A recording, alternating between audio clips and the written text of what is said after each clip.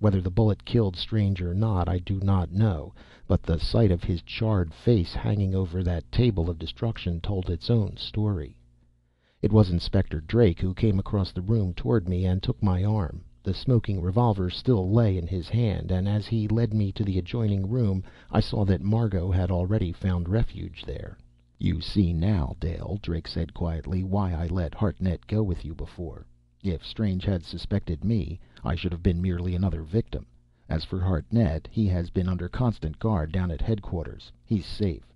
They've kept him there at my instructions, in spite of all his terrific efforts to leave them."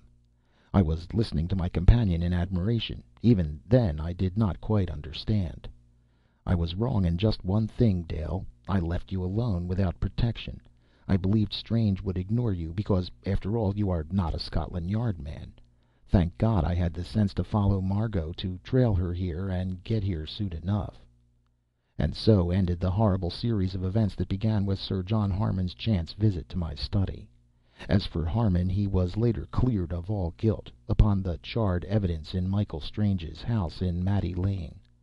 The girl, I believe, has left London, where she can be as far as possible from memories that are all too horrible.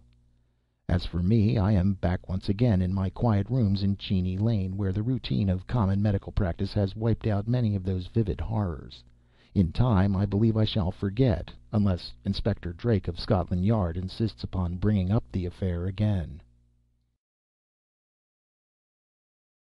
In the next issue of Astounding Stories of Super Science, The Invisible Death, a thrilling novelette of an invisible empire within the United States, by Victor Rousseau. Stolen Brains, another absorbing Dr. Bird story, by Captain S.P. Meek. Prisoners on the Electron, an exciting story of a young man marooned on an electron, by Robert H. Leitfried. Jeddah of the Lowlands, Part 2 of the current novel by Ray Cummings. And others.